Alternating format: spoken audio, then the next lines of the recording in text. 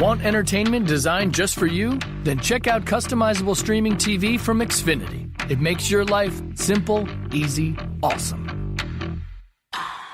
Xfinity gives you customizable streaming TV options. Enjoy the most free shows anywhere on any device, and even access your streaming apps right on your TV with X1. Go to Xfinity.com, call 1-800-XFINITY, or visit a store today to learn more. Restrictions apply. Needs a revolution, Jimmy. The American dream is just that. Just a dream. War is a continuation of politics, only by other means. Politics is a continuation of economics by other means.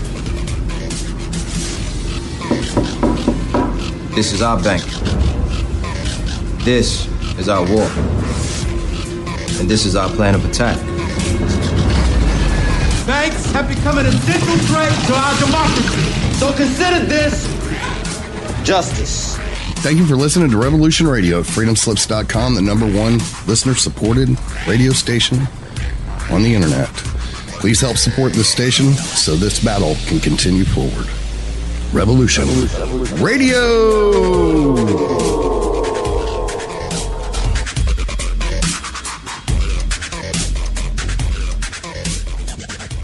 The opinions expressed on this radio station, its programs, and its website by the hosts, guests, and call-in listeners or chatters are solely the opinions of the original source who expressed them. They do not necessarily represent the opinions of Revolution Radio and freedomslips.com, its staff, or affiliates.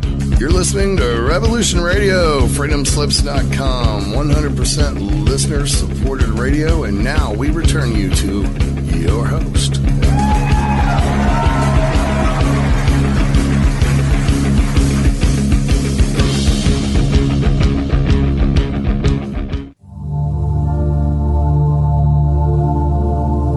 Welcome to Sacred Matrix, a divine paradigm of love and universal consciousness, with your host, Janet Kira Lessin and Dr. Sasha Lessin.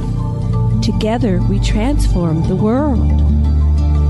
And now, here are your hosts, Janet Kira and Dr. Sasha Lessin.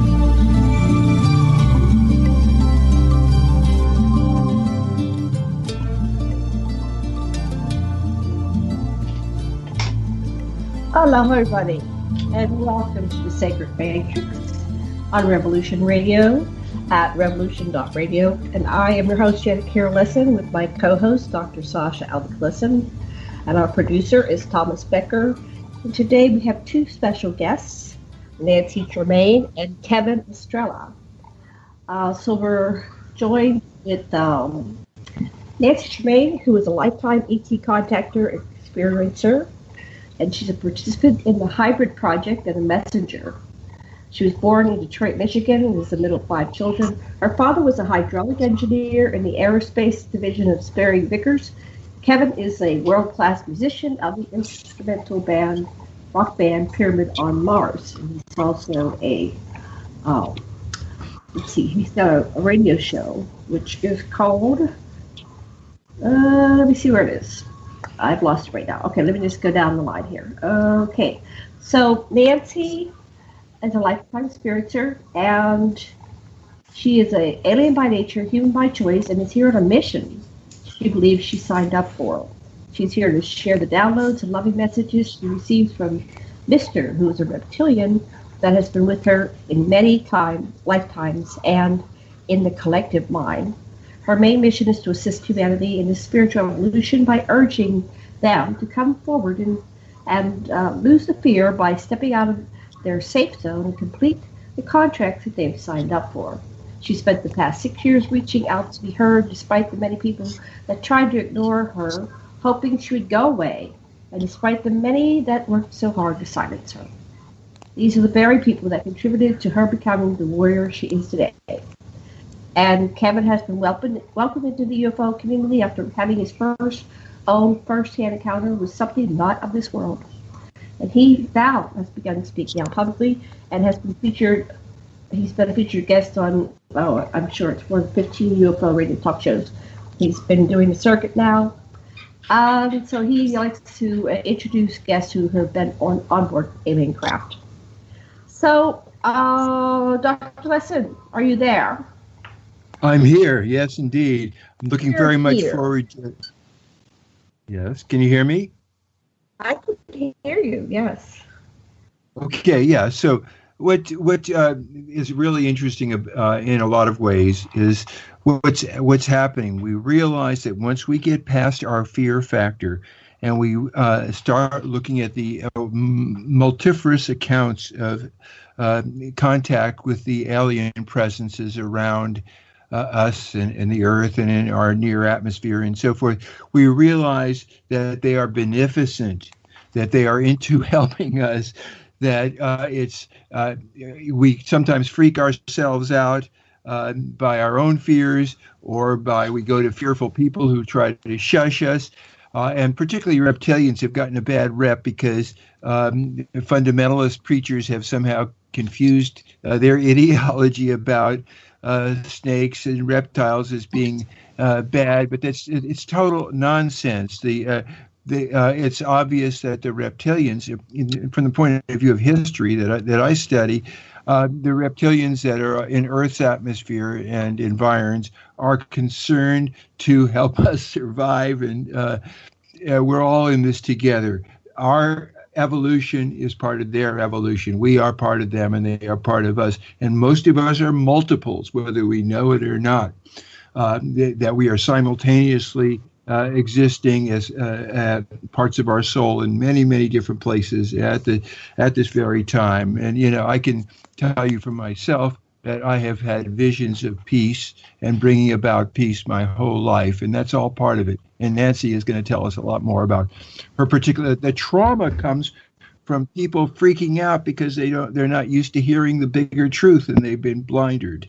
Okay, that's all I want to say. Yeah.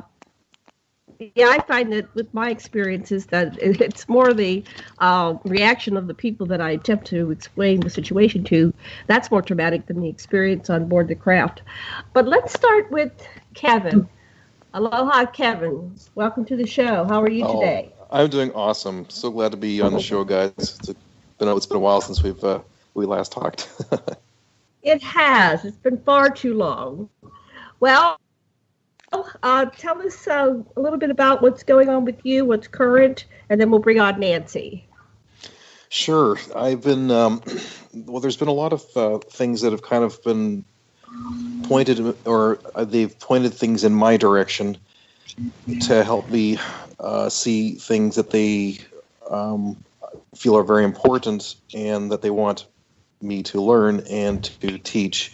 And the last, or I think that the last portion of the show, we're probably going to end up talking about that because Nancy is completely tied to it.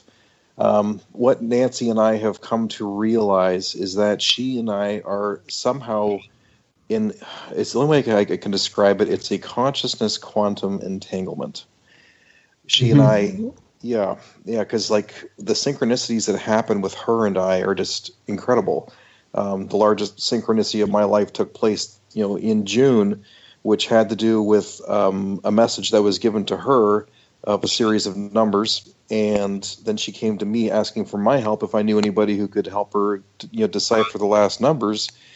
And I said, well, actually, I do know an experiencer who had a similar experience. It was Jenna Orion, and so I forwarded the message to Jenna, and then Jenna responded back a couple, week later or whatever, and said, I'm working on it. And then I sent that message to Nancy. And then Nancy emails me back, says, Kevin, did you see the time that you sent your email? I'm like, no. She says, you sent it at 4:44 p.m., the first day of the first month. I received my ET phone call at 4:44 p.m., the first day of the first month in January. Woo! Yeah, I'm like, no way. And then she said, Kevin, the message is 444. That's the message. And the significance of that was that because,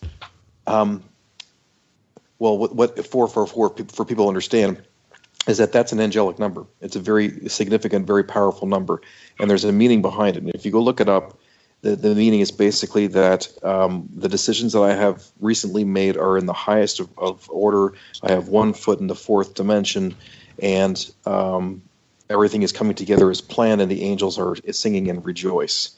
Now, what's so significant about? Yeah, what's so okay? What would be so significant to that? Well, what happened was 2 days prior to that, I received. Actually, I made the most difficult decision in my entire life, and that's when I left my wife and my kids. I had to separate from my wife, but it was necessary in order for me to be able to survive, because it's not a good situation. She's a much lower vibration, and she was literally killing me. So the angels were actually there all the time, and they were basically saying, everything is okay and everything is going according to plan. So I was trying to figure out what are the chances of this synchronicity, and I worked it out finally. If you to send a message the same minute, the same month, it actually ends up being the chances are 1 in 44,740. Not coincidence. Wow. Not coincidence. So that's just one example of this quantum entanglement that Nancy and I have. The other one was like when Janet, when you contacted us about asking if we wanted to be on the show, and so then I was messaging Nancy, typing this thing up, saying, Nancy, how about you and I do a show together, and we'll talk about our experiences in the reptilians. And I hit the send button, and then 30 seconds later, a message comes up from Nancy. Kevin, I was just in the middle of emailing Janet about going on her radio show when I hit the send button. At the same time, your message pops up. Oh, my goodness. Quantum entanglement. You can't make this up, man. No, you can't. No. So she and I realized that we have a really strong connection, and we still aren't, we're still not able to grasp how exactly it is. But this is just an example. I mean, she and I, at the Alien Cosmic Expo last year, we kind of jokingly said, hey, let's manifest some ETs. Yeah, let's do that because I know they show up at these places, And then we kind of laughed about it, thinking, oh, it's not going to happen. And then all of a sudden, we meet these two strangers, and over the course of the evening, we finally put the pieces together, realized that they were not human. Oh, my God. It was just incredible. Yeah, that's great. What led you to believe they're not human? Well, there was several things. Is Nancy on the line, too?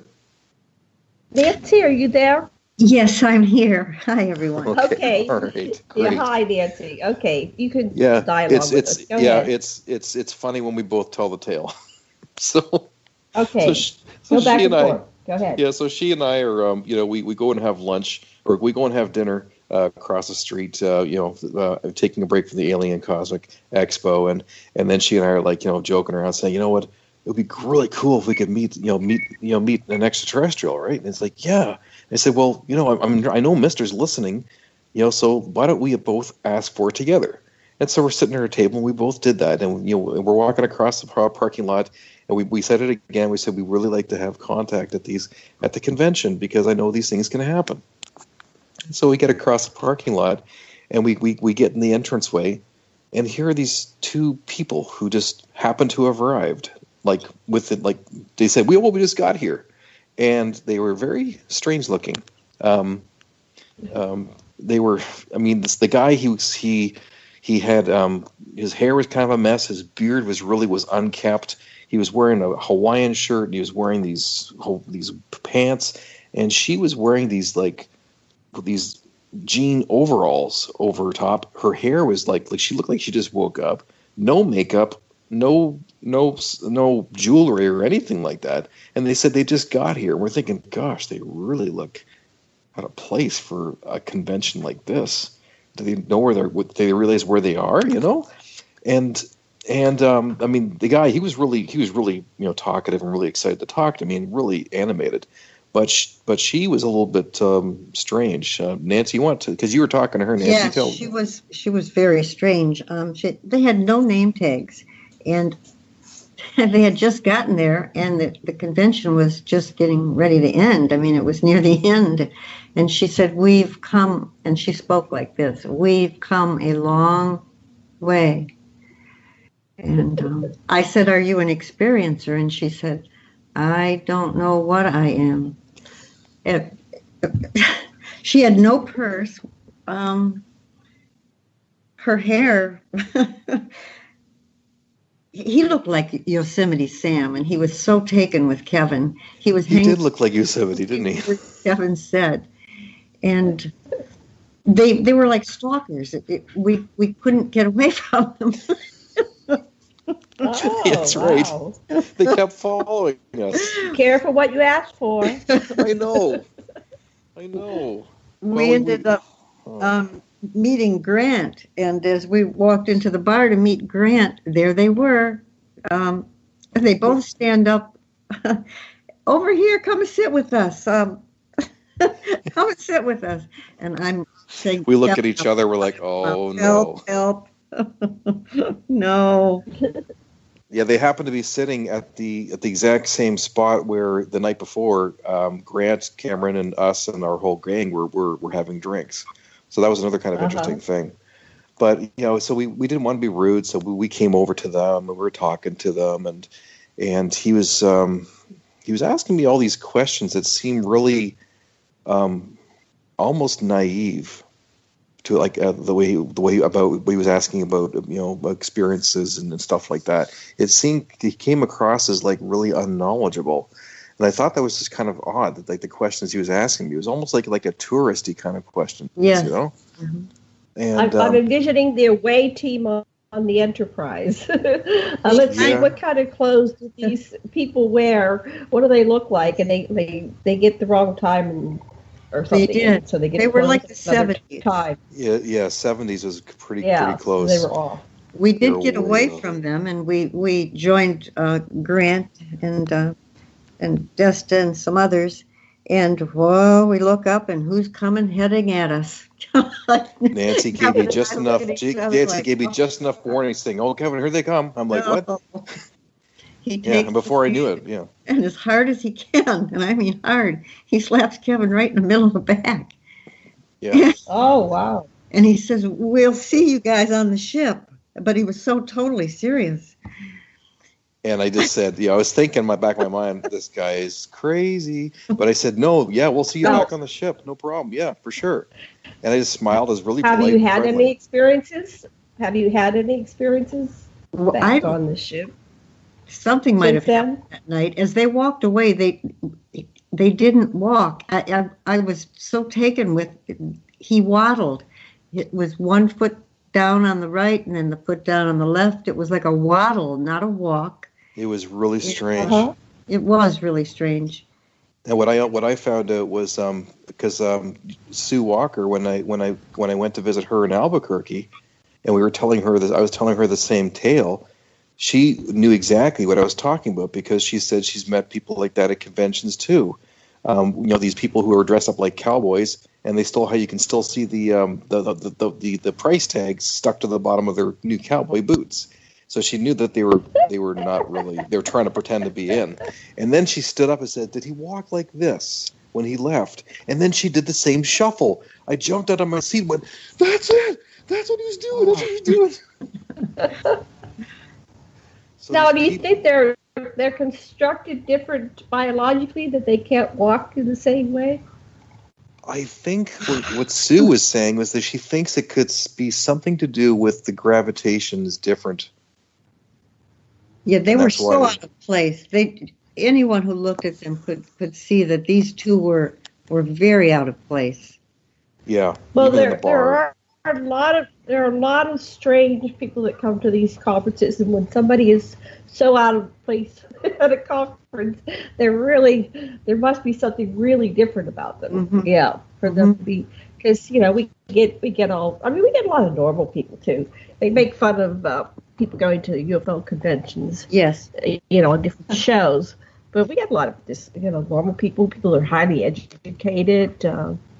Professionals, all kinds of people, but wow! But you never were able to get a follow up on that. They just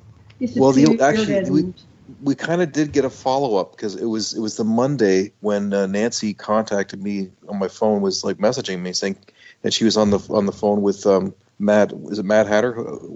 Christine? Mad Painter. Matt. A Mad Painter. Yeah, but his name is a takeoff of Mad Hatter. Yeah, but he's a Mad Painter. No, I'm thinking of. You're Nancy, talking about Stone Hobbit. Stone Hobbit. Yes, Yeah. sorry, Stone Hobbit. She was the one who pointed out, that, hey, those weren't humans you were talking to, and it all made sense. Then when she pulled it apart, I started, and then Nancy was telling me, put this together, look at it from this way. And I'm like, oh my God, you're right. And so Nancy and I were so ashamed of how we treated them. We finally realized, oh my God, we asked for contact. They showed up, and it wasn't what we were expecting.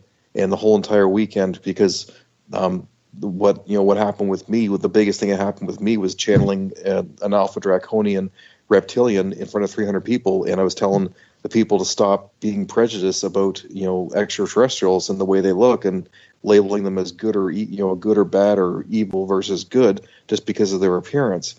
So that was the message that this draconian. I'll get into more details about what happened there. But and there's so much more, but I don't have my notes. I am very anal. I keep track and notes of every single thing that happens, and I didn't think we were going to talk about this, so I don't have it. But it's actually one of the chapters in my second book, because I keep every day's events, track of everything. I log everything, phone calls, messages. I'll get back to what happened with the reptilian thing in a second. But what my point was that my message to the people was to basically stop being prejudiced. It's a Star Nation prejudice, and it's not right. But that's exactly what Nancy and I did. At an emotional level, we were prejudiced, and we were completely ashamed of what we did and our behavior. And so I just kind of telepathically, I was in my car, and I telepathically sent out a message saying, "I'm so sorry for the way we treated you. Yes. It was wrong. It was unfair, and we learned our lesson, and it'll never happen again. And if you hurt us, please give us a sign." And I swear to God, what happened next? This is what happened. A few minutes later, I was driving my car, and all of a sudden, the sun was out. All of a sudden, it started to hail. This freak hailstorm came out of nowhere, and I'm like, Nancy, I gotta hang up because I gotta keep my eyes on the road. And I hang up, and then after a minute, it disappeared and was gone. And then I look at my phone, and Nancy's replying back, "OMG, OMG, LOL, LOL." I'm like, what? And she says, "The time. Look at the time we hung up our phone." It was 5:55 p.m. Oh, wow! Which is another angelic message, which means great things are going to happen. Kevin, when he hit you, that's what I'm interested in. How hard did he hit you? Was it painful? Oh, yeah. Was he?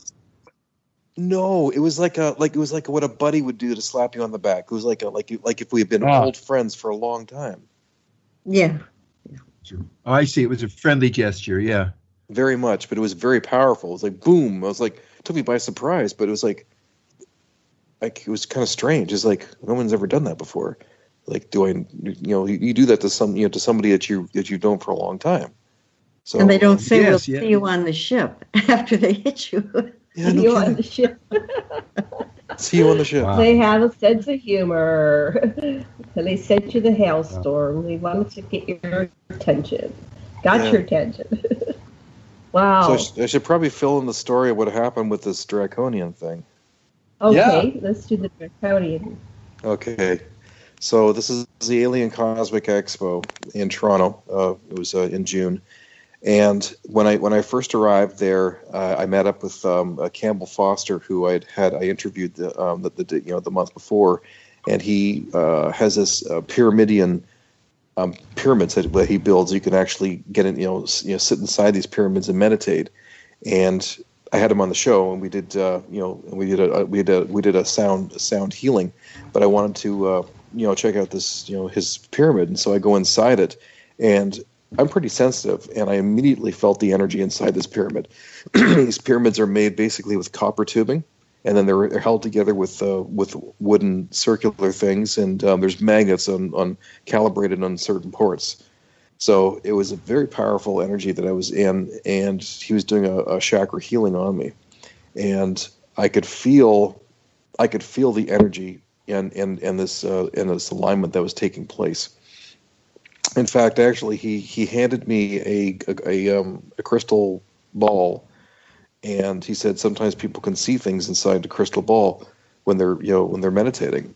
And so I'm holding this crystal ball, and it's not quite clear. It's kind of opaque. It's got some little lines inside it, and I'm kind of looking just past it. Just kind of like not directly at it, but just kind of slightly through it.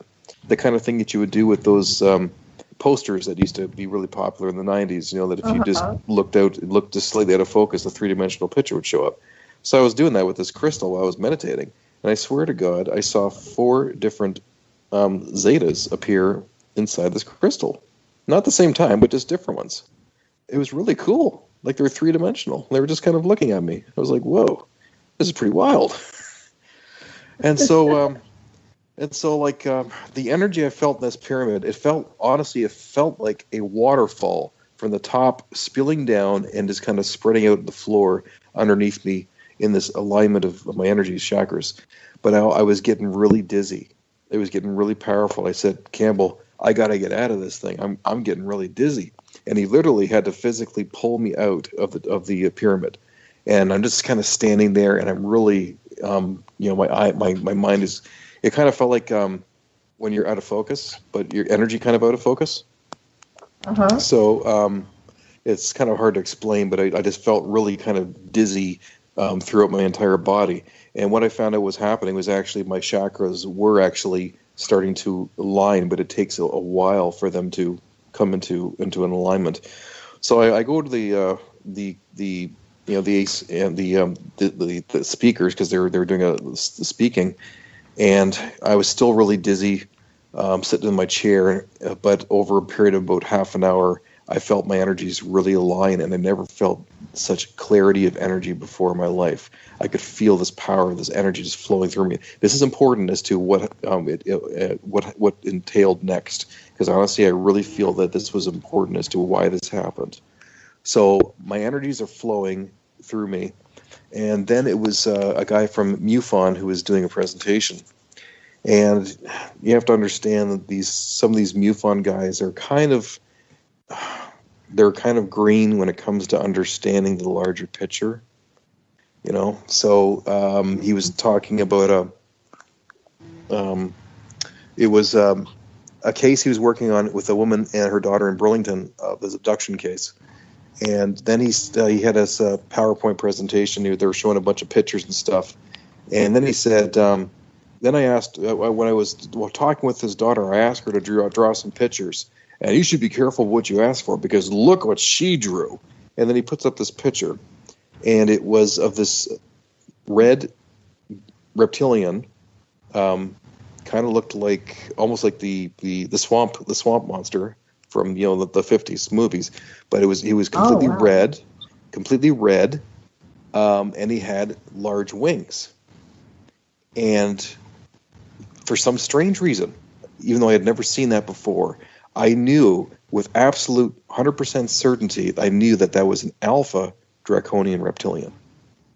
How did I know this? I don't know. It's just one of those things, like a download, like a knowing. You know what I mean? Something that you've never known before, but you just knew when you saw it. It's really hard to explain. I think it might have been a download, or it could have been something from the Akashic Records unlocking of a memory of mine.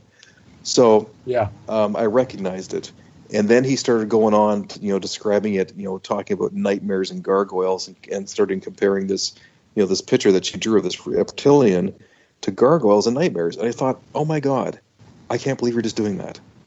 It's like that is so prejudiceness.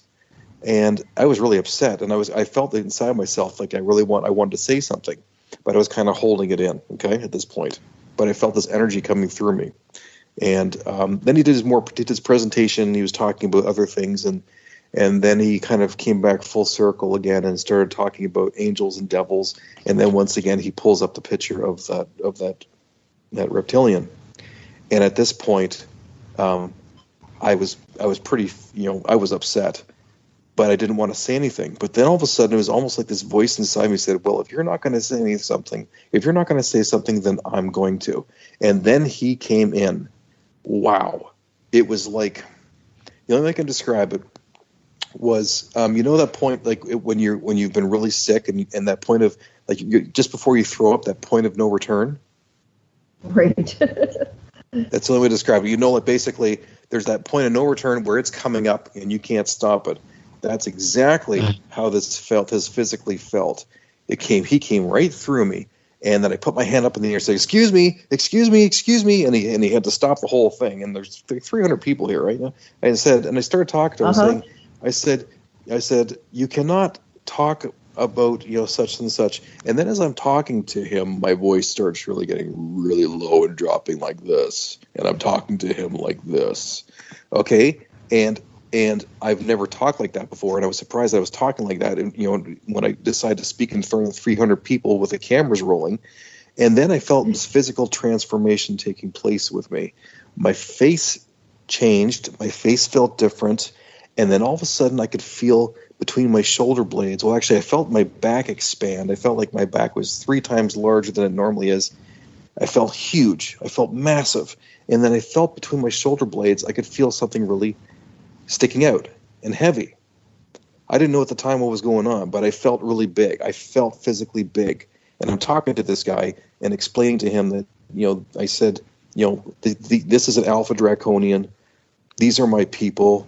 You cannot call, you know, label somebody, you know, a good or evil or black and white to paste, you know, based upon what they look like. This is how we look. This is who we are. And I said, these are my people, and there's many of us in the room right now, and we are listening. And then he just shit his pants. He just said, okay, I'm done. See you later. Bye. And he just closed up his presentation. And then I'm like, also keep in mind that while this was happening to me, it was consciously, I think I was about 25% there and 75% was him. This you know, but it was both of us speaking at the same time. And I think, honestly, the reason why this happened was because of this chakra alignment, because my energy was so in line. It was kind of like I left the door open, and the white light was kind of shining through the door, and he just kind of kicked the door open and sat in my seat, you know. He's like, this guy's so lined up, and his energies are right. He's of a high vibration, and he disagrees with what this guy's saying too. I'm just going to sit right in, and that's what he did. He just sat down and had his, you know, said his piece. But man, he was big. God, he was big. They are. Yeah, and I think if that movie Jupiter Rising, have you seen that movie Jupiter Rising? Jupiter Ascending is supposed to be about me. A bunch of people saw the movie and they had read my book and they go, Janet, that's your story. And I go, what? So finally, about a year after it came out, I got to see it. And I could see the resemblance. Yeah, it's like somebody read my book and changed it, you know, enough that you wouldn't say, well, that's it, but enough people recognized it. They said, okay. But yeah, there's reptilians in there. Go ahead. Yeah. The ones that came through the floor with the big wings. Those are like Alpha Draconians. That's what I felt like. That's exactly what I felt like. And that big too. So yeah, it was crazy. And then maybe it was 3 months ago, I decided to do a little research project on the history of reptilians, and I found this video I was watching. And in the video, it's kind of funny because after I experienced that thing with the ACE, I took a picture of myself that was taken in the pyramid, and then I also found 2 pictures of reptilians I found on the internet that pretty were close to to what I felt like I looked like. But then I watched this video of the reptilians, and they talked about the different species of reptilians. And when they got to talking about Alpha Draconians, lo and behold, the pictures that I had pulled up on the internet were the ones that they were showing. The exact same pictures, the exact same drawings. Wow. So that gets us to reptilians. Yes, it does. And so you've had experiences with reptilians, and I've had experiences with reptilians. And Nancy wrote a book about her experiences. So are you complete with your train of thought, or do you have some more things to say? And then we'll no, this is a perfect spot to pass it over. But just to let you know, there's also more history that I have with with reptilians personally, because when I did a reading with Elizabeth April, she told me that I actually was a reptilian in ancient Egypt. So, and that was actually confirmed by a tall white who I had a chance to talk to. So I have a past life, definitely a history of being a reptilian. So you talked to a tall white. Go ahead, Sonny. Your turn. Yeah. Oh, well, it's just that, one of the people I've been interviewing, Stuart Swerdlow, talks about the Council of Hatona after there was a huge war between the Atlanteans and the reptilians, which was a breakaway reptilian group that had come to Earth. And finally, there was at the Council of Hatona, in the Andromeda group, they agreed that they would make humans with volunteer extraterrestrials to give them 12 humanoid Lyran groups and one reptilian. And the reptilian group particularly made their key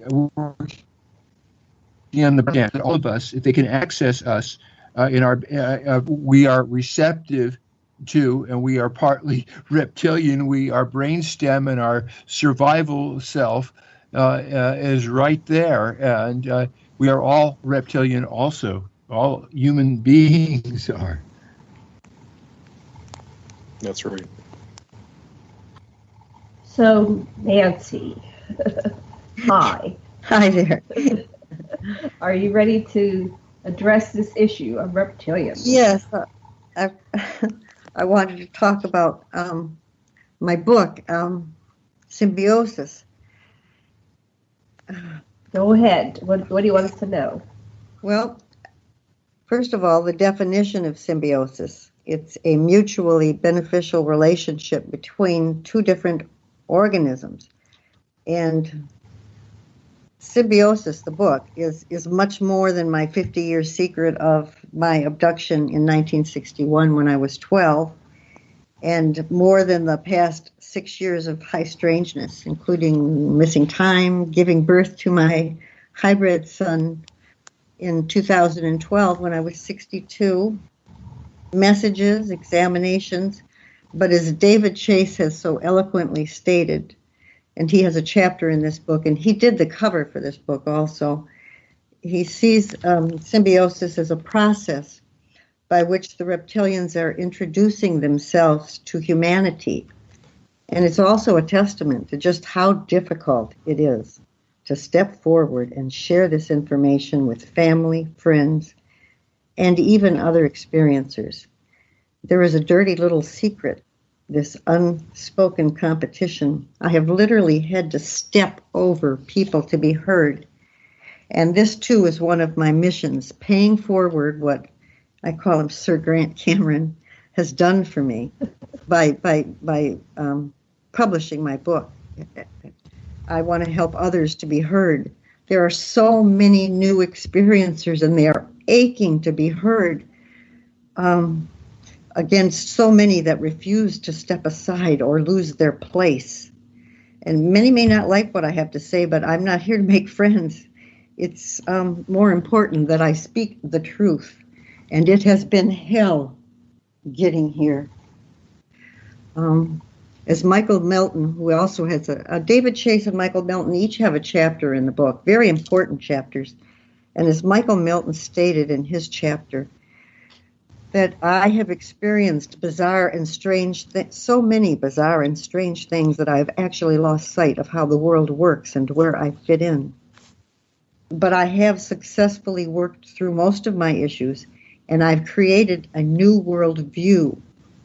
And I've integrated my abductions and involvement with the reptilians so well that I'm actually working with them in an effort to help develop an understanding and a relationship built upon cooperation and sharing. I continue this process of integration, which is called symbiosis. So I wanted to get that out of the way. I kept the secret for 50 years. Go ahead, yeah. 50 years I never spoke about that incident in 1961, not to anyone. There was a close encounter in July of 1961. It was a daylight sighting, and for 20 minutes, the chief of police took phone calls. It was summer between 6:05, and I was returned at 10 minutes to 9. But the memories I did carry those 50 years are clear and vivid. They involved my girlfriend Cindy. We were both 12 at the time. We met when we were 9 years old. Her father, neighbors, and 2 police officers. We watched as a beam of light came down and immobilized a car, which I would find out 50 years later was Officer Martin Cohn in an unmarked car. So that meant there were 3 police officers on the scene. I'm still in contact with Chief DeGaulle. I have recorded all of our phone calls. I have, he's 97 now, and we still continue to speak. He just did an interview with the Detroit Historical Society, which they have refused to release. But I have it recorded, and I did send it to Linda Moulton Howe, and I have a transcription of it, and it's in my second book. Anyway, I never understood why I couldn't remember what had happened, how I got home that night. For 50 years, I wondered, how did I get home, and why so many nights I spent staring out of my bedroom window saying, please come back and get me. I realized that I was programmed to forget, and then I was reprogrammed to awaken September 1st of 2011, and that is when I met Dr. Wellness and started, went through the 5 regressions, and I was programmed at that time to, like I was saying earlier, to keep track of every event, every phone call, every message, to take pictures, to take videos. I have never had a diary in my life, but they programmed me at that moment so that if anyone tries to challenge me, I have all the phone calls, all of their emails, all of these people who made my life hell. You know, wow. Mm-hmm. Doubt. I wanted to touch on doubt because it's so important. No one has tried harder to disbelieve or discredit me than me, especially when it's your family telling you that you're crazy. I've removed all of them from my life, and I would have never been able to write this book if they had been in my life. Never. I cannot try to deny or reason away police witnesses, recorded conversations, witnesses that include an attorney, fireman, and 3 therapists that all validate me.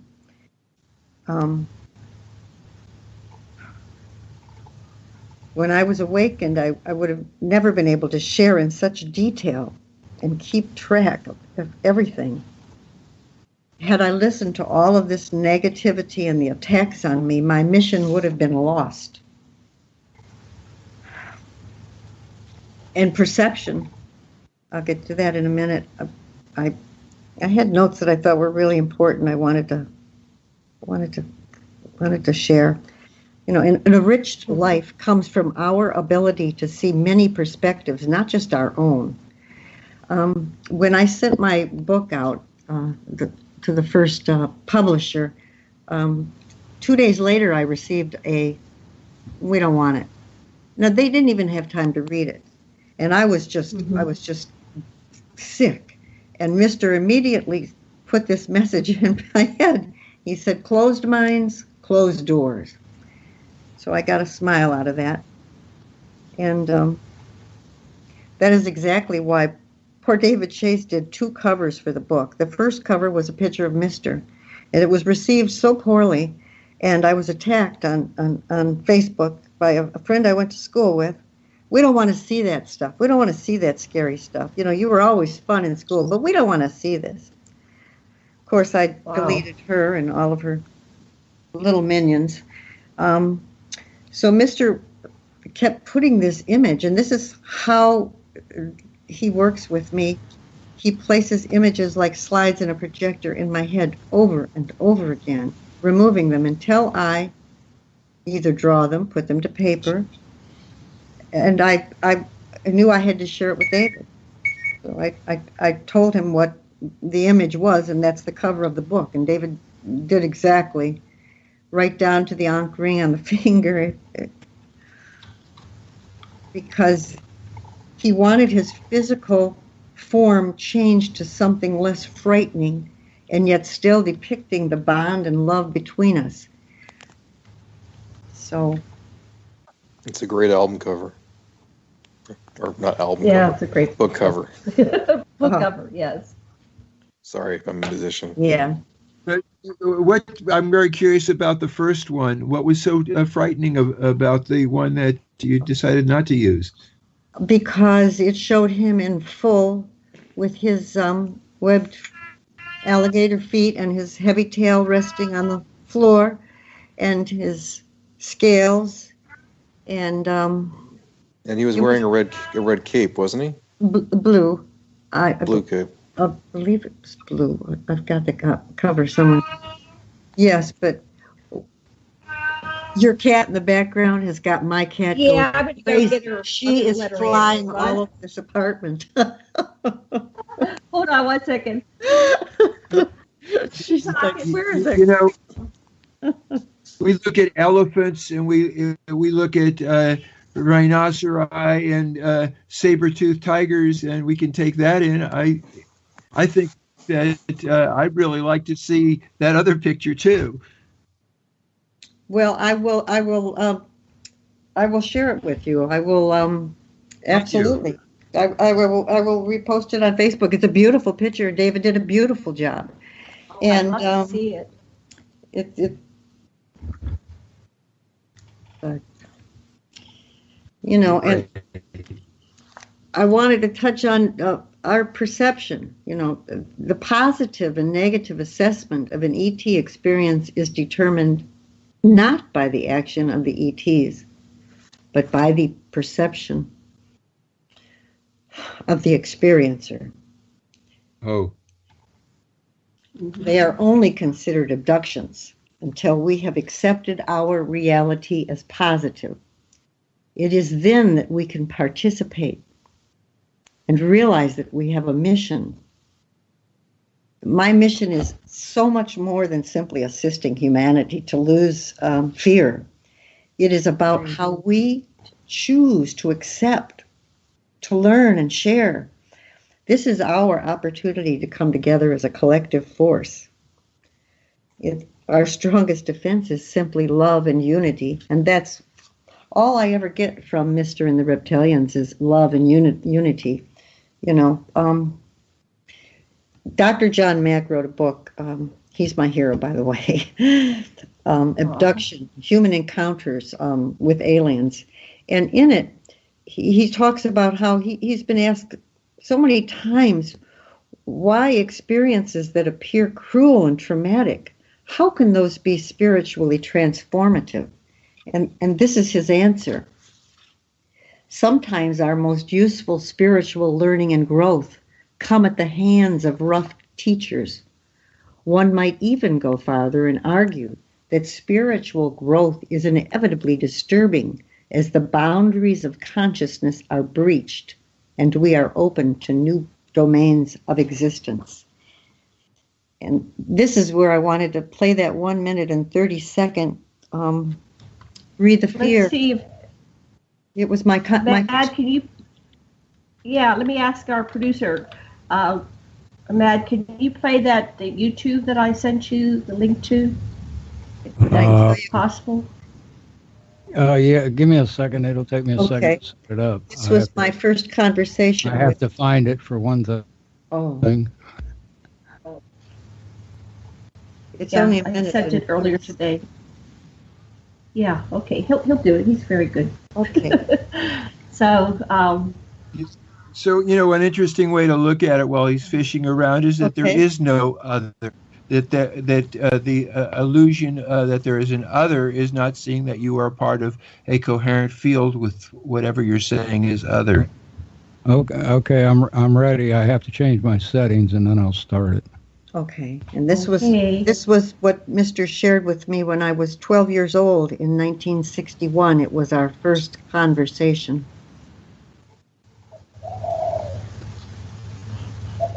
Just bear with us.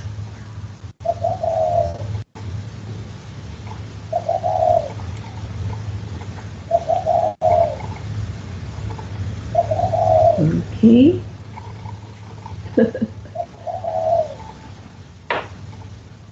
Very peaceful. This is our meditation, waiting for this to start. My cat's looking for a bird now. I know. Everything comes through. I live in a jungle, can you tell? Y'all couldn't hear it? Oh. No, we didn't hear it. Oh, darn. I can't do it because my Skype updated just before the show and kind of messed me up. I have to go back and redo it. Oh, darn. Well, I have it up on the website. He can't get it to work. It's not going to work. Okay, well, I will. Let me try it this way and tell me if you can hear it. I was going to say. Okay.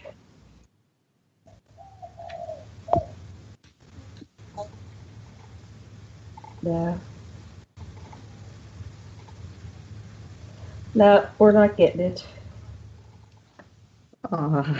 Okay. Well, darn. Okay. It's hard sometimes to play them on. Yeah. It was a good idea, though. I do have. I have an idea. I could. I have my speakers and my laptop up. I could just hold my phone to it. Okay, we'll try that. Yeah, go ahead. Try that. That's what I just tried with my computer. Yeah. Oh, you just tried and it's not coming through. Well, that's okay. I'll I'll get it in a second here. Oh, okay.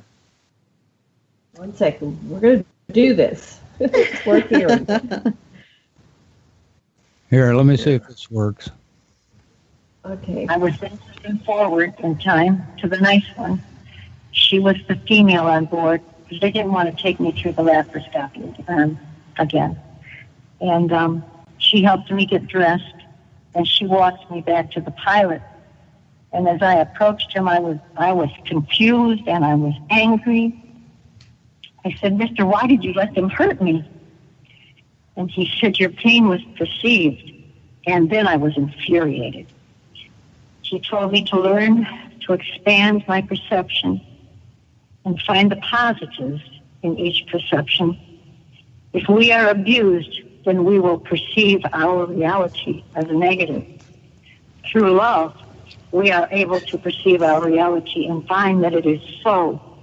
Everything and everybody is peripheral to our universe and our reality. If we can conquer the concept that we are all part of one energy, the concept of unity becomes obvious to us, and we no longer fear the unknown death, because whatever we are always who we are. Turn on all your positive sensors. Believe in your ability to grow and change. And then he put these words in my head. And he told me to put them to paper. All memories are packed and taken with us in each new life. When the load becomes too heavy, we travel or become, and he put quotations, light knowledge energy. Did that work? Okay. Yes. That worked. Yes, we heard it. And that is wonderful. And that is how we communicate. He is he's light knowledge energy. I don't see him in physical form. In fact, I write about that in the book. I only remember seeing him in physical form as a reptilian when I was 2 or 3 years old. And I was watching his scales pull away from the foundation, and it so bothered me that I wanted to reach up and scratch his scales. And he realized that it bothered me.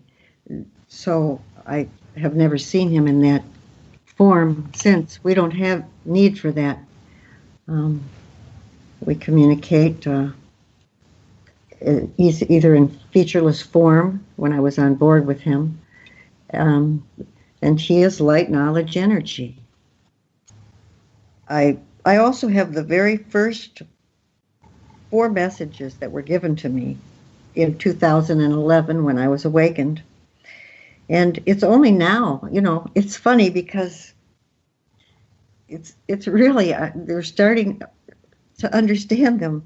Like the message, our messages are not for everyone. Many will be left behind. Well, I didn't think they meant that literally. And then 3 years later in 2014, I was told, no, in no uncertain terms, this is to be taken literally. Many will be left behind. Well, I still didn't get it. And it's only now, right now, that I fully understand this message, the left behind. The left behind are those that are spiritually not evolved or awakened. They will not be a part of this collective consciousness. That's why I feel less and less attached to this planet. I just feel so unattached. And we will be back after this commercial break. Thank you for listening. We'll be back in 5 minutes.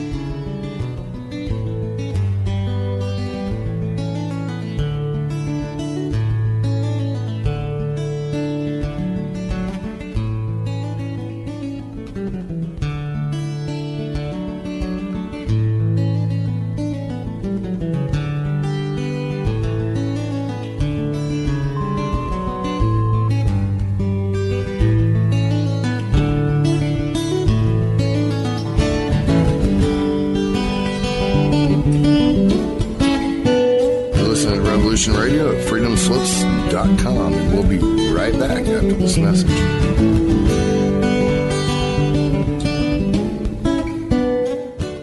You need some more speed records in this day and age. You need coverage. Coverage? Oh, you mean them little root weevils that crawl around popping off cameras in your face? Those root weevils write history. Many of you know that quote by Jack Nicholson in A Few Good Men, you can't handle the truth. Well, you can, and Event Horizons will give you those truths. So when you're mad as hell and not going to take it anymore from that memorable CNN network, you'll know just what to do. We will draw you in and become your news addiction at Event Horizons. Join us Monday through Friday from 10 a.m. to noon Eastern Time at freedomslips.com. Revolution Radio. Our world team members are Dennis Fetcho, John Ilias, David Dunger, Halakas MD, Melanie Vrichchen, Jim Mars, Paula Harris, John Trello, Maria Payan, Christopher Husser, DODDS, Jonathan Orchard, and me, your anchor, Dr. Robin Falco. If you decide not to volunteer, it will not be held against you in any way. Sounds dangerous. It is. Very dangerous. Count me in. And that's right here at Revolution Radio, freedomslips.com, where information never sleeps.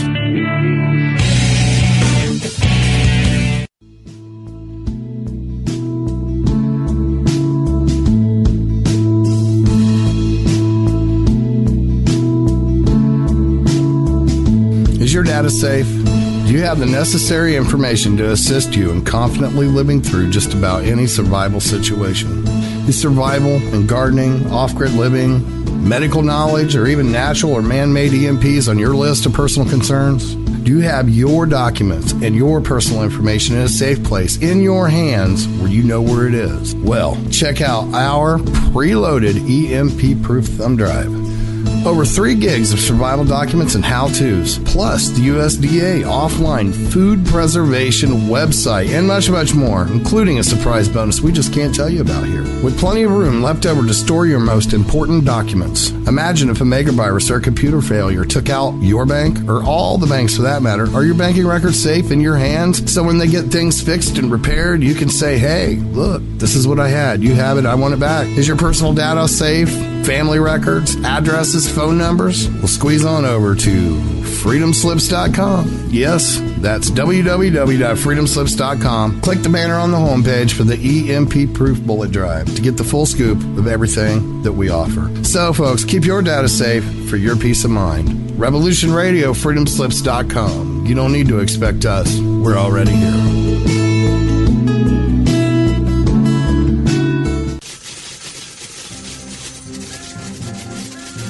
In breaking news, a visiting Syrian diplomat reported today that their population is evolving rapidly and advancing into a fifth-dimensional consciousness. They are seeking peace with all cosmic cultures, which may mean that the Earth will be asked to join the prestigious Galactic Federation of Light Alliances.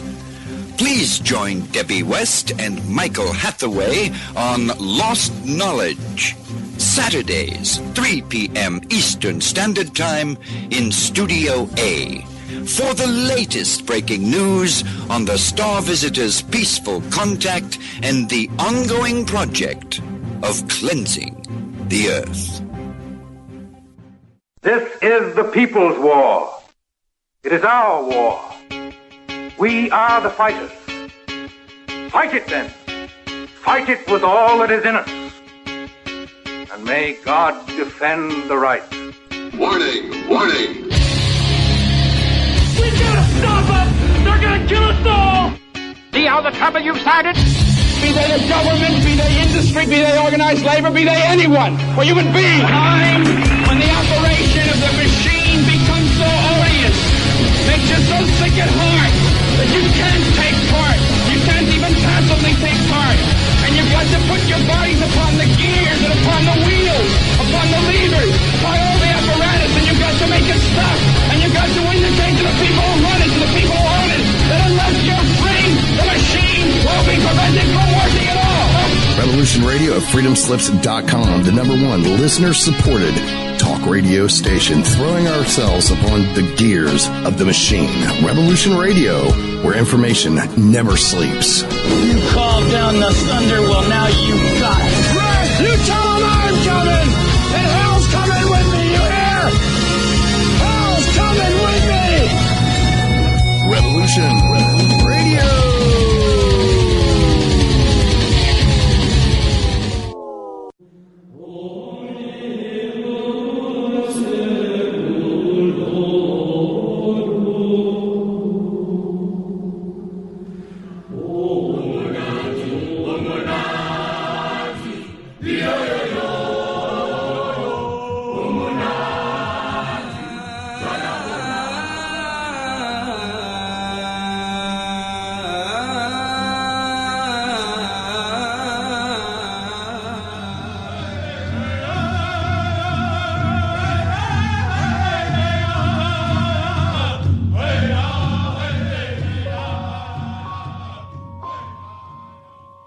Join Revolution Radio every Wednesday, 8 p.m. Eastern Time on Studio B for Momentary Zen with host Zen Garcia at freedomslips.com, the People Station.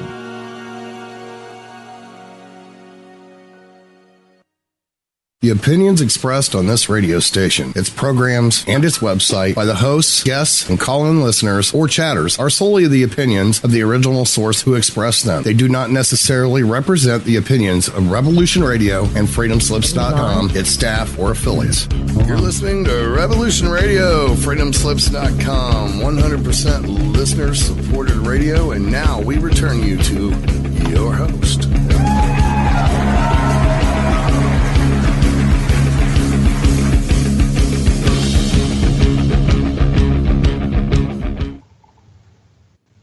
Okay, you are back live. Aloha, welcome back to the Sacred Matrix on Revolution Radio at revolution.radio. And I'm Janet Carolesson with Dr. Sasha Aliason. Our producer is Thomas Becker, and our guests Kevin Estrella and Nancy Tremaine. And we're left off in a very exciting part, and we'll be back to that in just a minute after this announcement. It's time now to go over there to that donation button on Freedom. It used to be Freedom Slips. It's Revolution.radio, and donate what you can: $1, $5, $15, $20, $100, $1,000, $1 million, whatever you can donate. It's greatly appreciated. We thank you very much for your donation. Mad Painter, where are we in the process? We have 1570 and 1570, and we need 2725. So we really need quite a bit of help. Okay, come on, guys, gals, go make a donation. Okay, where were we when we left everybody? Go ahead, back to you. Go ahead. This week, Hawk actually had to put $1,000 in of his own money on the station this week because of upgrades and stuff. Wow. Oh, I see. Well, it'll improve things for everybody, so dig into your pockets. Okay. Now, Sasha, where are you? I'm right here. I want you to know, reality is like an elephant, and we grasp it from various perspectives, and all of our perspectives can give something. So never diss another person's experience. If you just shut up and listen and empathize with a person, you can learn from everybody's experience. And what you'll inevitably learn is that there isn't any other, and that those experiences of other people are experiences that will resonate with you too, because we're all part of the this is a holographic universe, and we are in every consciousness, and every consciousness is in us. And so everything that you think isn't you is you, so you can love it all. That's what I think. That's beautiful. Thank you for that. Yes. I'm glad you brought that up about the holographic universe, because that actually ties into the message that Nancy was given to, and she was directed to give it to me. We'll probably get to that later on. We will. We definitely will. So we're going to continue with what Nancy experienced and what she was told by Mr. And Mr. doesn't. Yeah, tell us more about your experiences. Okay. Well, I'll share a couple more of the messages that I've been given. I've been given so many, but these are some of the early messages. The body is a sending and receiving antenna, and your mission is not to convince, but to inform. And this last part was just given to me a couple of weeks ago. Your words will reach the ears they are intended for. Oh. Your destiny is to learn what you are and describe it perfectly. And I didn't get that. I didn't understand. They said to learn what you are. And then I realized that I am alien by nature, human by choice, and here to assist humanity during this spiritual evolution. So that explains that. We were talking about the reptilians and who they are and why they're here, and this is the information that I have been given from them. We know they are geneticists, and they're here right now. They're doing a much needed upgrading at this time, studying our emotions of fear, love, empathy, anxiety, and sexual pleasure. They are removing hate, rage, and the desire to kill and war. And their biggest concern is empathy, because humanity has lost so much empathy, because we have become desensitized with all of the commercials and the death that we see. And a study was done, and about 14,000 students over a 30-year period. Of 72 different studies were done in the University of Michigan here. And Sarah Conrath has found that empathy has dropped 40. I'm going to say this again because it kills me every time I say it. It was done with 14,000 students. It has dropped 40%. 40%. Now, without empathy, you can't have love. Empathy is love. Yes. And we're creating an antisocial society. And We have the proof with Trump in office. Sorry, I had to say that. But we are. And we're in trouble. So I wanted to ask about that, because I've heard that report before. And it seems, I was born in 54, and it seems like that process is intentional.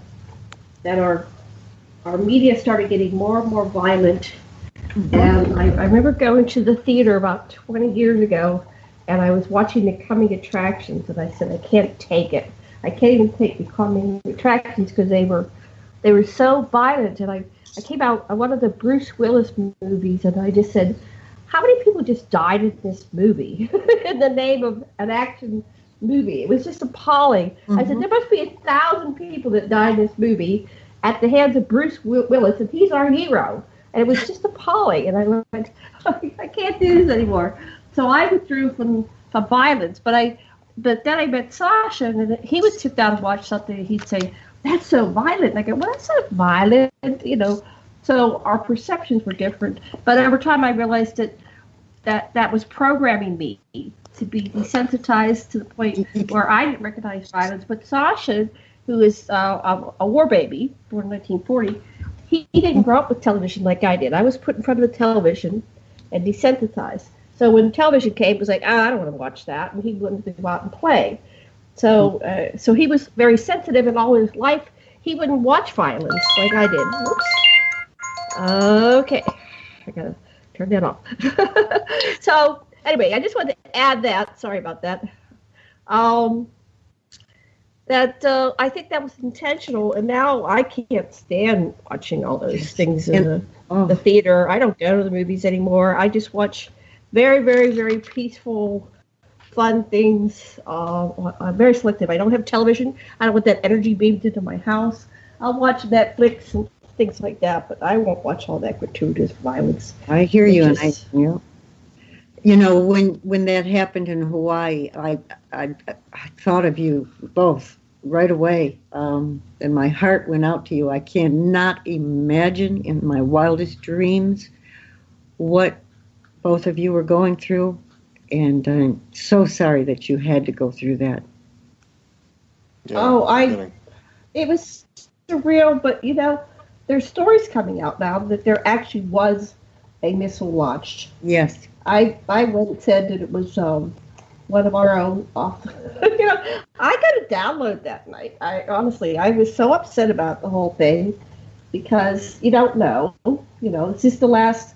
Literally, you're counting it down. It's just the last 15 minutes of my life, right? Yes. And in Oahu, where there's a couple million people, they were just jumping out the freeway and leaving their cars, and so where do you go? Where can you even get in 15 minutes? You're going to be in gridlock. So it was just horrendous, and I thought this was intentional. They're doing this to freak everybody out. It was absolutely. My download was download was it's one of ours. This is number 911. Yeah, go ahead. Absolutely. Oh boy, I'm so glad you said that, and you've got the guts to say it. Absolutely, it was planned. And how many people died of heart attacks? Oh, Christ! People were crashing cars. It was some celebrity was here in Maui. She said the phones went off, and she was outside of a hotel, and on the street out front, she heard a loud crash. Just from people responding to this text that said, "This is not a drill. Incoming missile." Yeah. 15 minutes to get to protection, and there's no system in place here, and there really isn't a system. Where are you going to put all these people that are, underground? You gotta feed them for weeks, months, years? No. Oh, and then the hotels and different businesses, they were sending everybody outside of the building. They said, "You got to leave now." Oh, jeez. You got to leave outside. We don't want you dying in our store. Right. Yep, not on our watch. Oh, Lord. So talk about lack of empathy. Yes. Yeah. This is scary times, but they are I would talk about the positive now. We'll get back to some positive. Yes, let's go. We got the last half of the show. Let's talk about the positive things. So I think that I have angels. I have had so many situations in my life like that where I should be dead, and I have angels. I have guides. Yes. And how do we know what we're doing? My sister, I called my sister, and I said, "What do we do?" She goes, "Well, this can't be real. Let's just pray." She symbols everything in terms of prayer. She's Mormon, converted Mormon. I said, "Okay, you go ahead and do it." And then, within about 15 minutes, we got that was a false alarm. Now, how do we know what we're doing affects or doesn't affect anything? These are all different multiverses. Are we, by our thoughts and deeds, shifting into another reality, into another multiverse? Nobody can prove it or disprove it.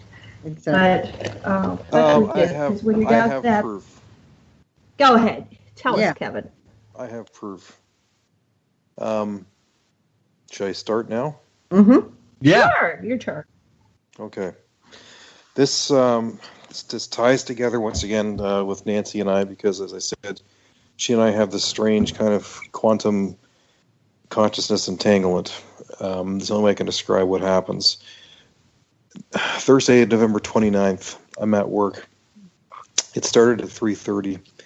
And I work in a marketing company, and we work on behalf of companies to, book appointments to, for their reps, their agents, their sales reps to go out.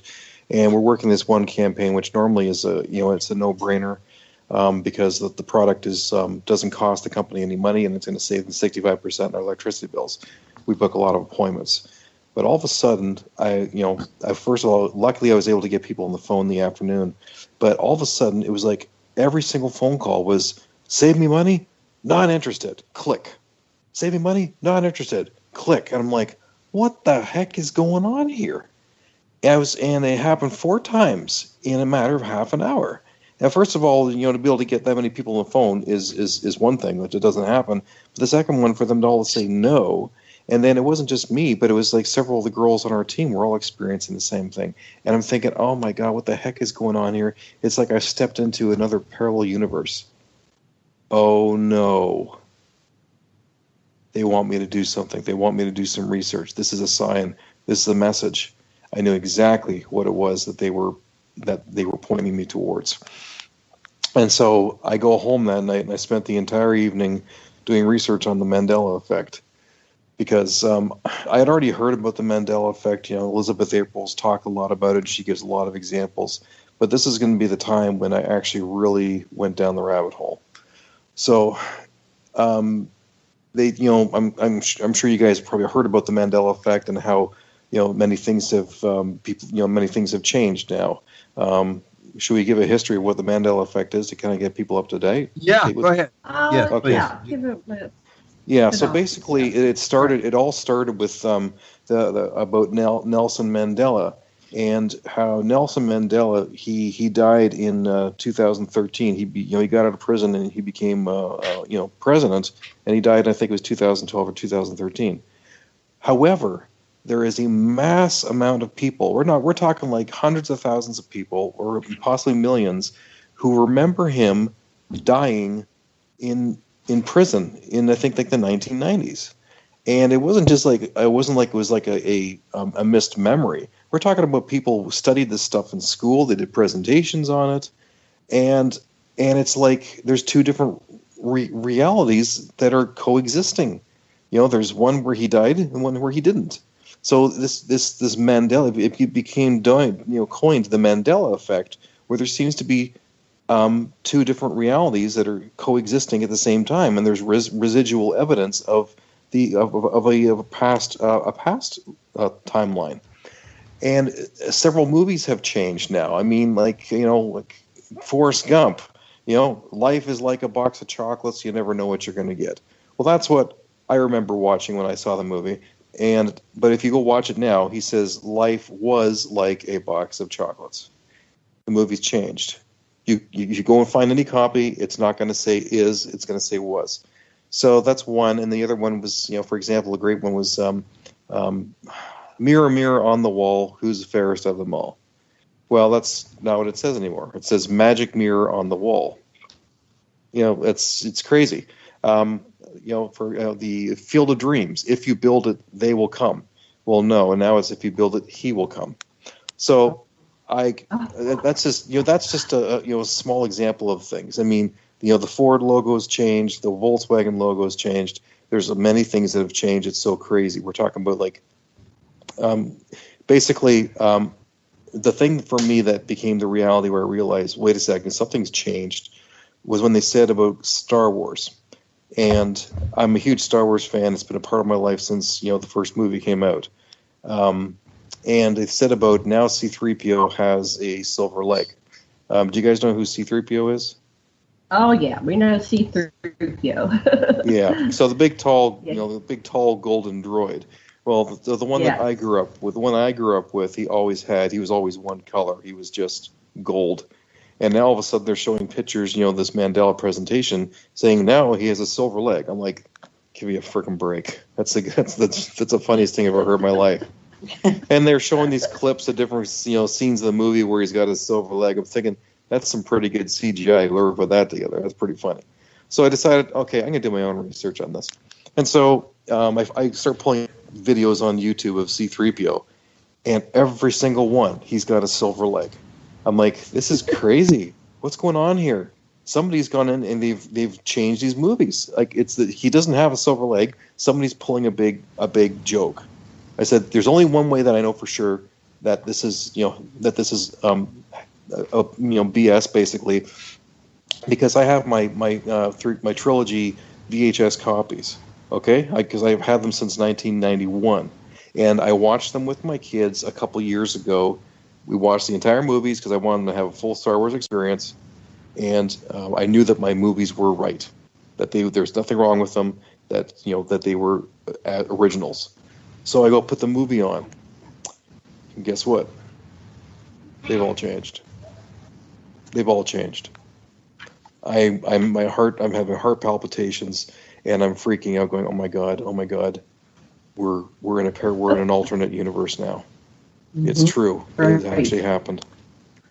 So I even found my Star Wars trading cards from 1980, and they've all changed too. These physical cards I had. So I realized that whatever has happened, some people are pointing the finger to CERN.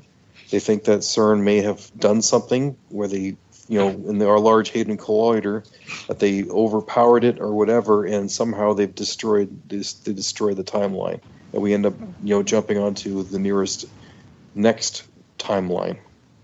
So this is what I was, shown, and to understand. What's really cool, but with synchronicity about it, is that same weekend that I was learning all of this, I was part of a special group called it was Elia Pandolfi. Do you know Ron and Elia Pandolfi? Yeah, so Ron Pandolfi he's with the CIA, and he's known as the real Agent Mulder. Grant Cameron is on top of him all the time in regards to that, he's the one who's debriefed the presidents on the UFO stuff. So his wife, Elia Pandolfi, was doing a presentation on Sunday on Alice in Wonderland. And we were to read the book, and then we were having a discussion about it. And when I started reading Alice in Wonderland, it was a parallel to the Mandela effect, where everything that she turned around, everything that she knew had changed. Yes. Everything that she touched when she turned around all of a sudden was different. And she was going paranoid, she was going crazy, she was going mad. And she starts reciting, her history lessons, saying, I know this to be true. I know this to be true. This is real. I know this was to be real. That she's trying to grasp onto a reality, because everything around her was changing. And I'm like, oh my God, this is the Mandela effect. This was just, whoever wrote this book, 150 years ago, this is what's going on here. Knew about the Mandela effect. It's about the Mandela effect. And so... I have a Mandela effect thing when we get to the point. I was on board the ship when I was 4, and they said, pay attention to Hercules. There were 2 movies out in the late 50s, Hercules, and then the sequel, Hercules Unchained. And they said, when you go back down to Earth, you're going to be seeing a movie. Your parents are going to take you to the movie theater. And you're 4 years old now, and they're going to take you to your very first movie. And it was Hercules, but now when you get back to Earth, the first movie you'll see is Hercules Unchained. And that was in 1958 or 59, something like that. I have to look that up. Well, that's a Mandela effect. So, yeah, it was between the 2 years. So that, when I selected a timeline, they gave me 24 different multiverses, and they said, choose the timeline that you want. And they showed it to me. The first was absolute destruction of the whole planet. It blew up. And then there were 24 variables going from extreme dark and destruction to utopia. And then they stopped and showed me images, and they said, which one do you choose? And I said, well, I choose. It was like the third one from the most total bliss. I didn't want total bliss because I thought we'd have nothing left to do. So I wanted something for us to do. So I said the third one from the most blissful one. They said that was done. So they were going to return me, and they told me about the Mandela effect before it was called the Mandela effect, and I had changed the timeline. Now, of course, by 63, it was the 20-year anniversary of the, what do you call that, with the ship, the Philadelphia experiment. And every 20 years, the biorhythms of the planet align. So they were launching it again. That was the CERN of those days.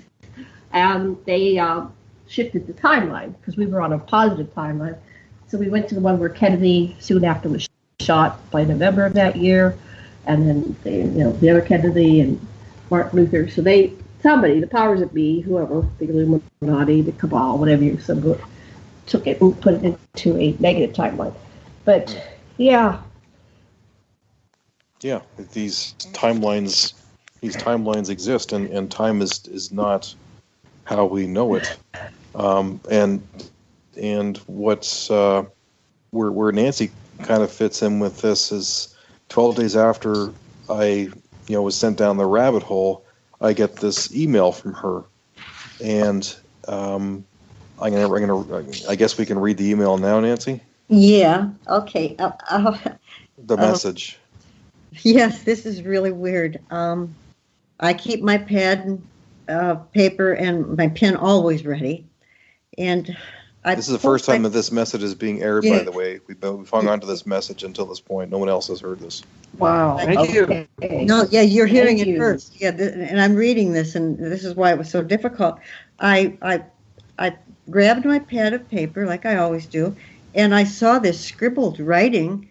It just like terrible, and I knew it was my handwriting. I knew I wrote it, and it had to have been done the night or the day before because it was now 11:30, so this was written on 11:20.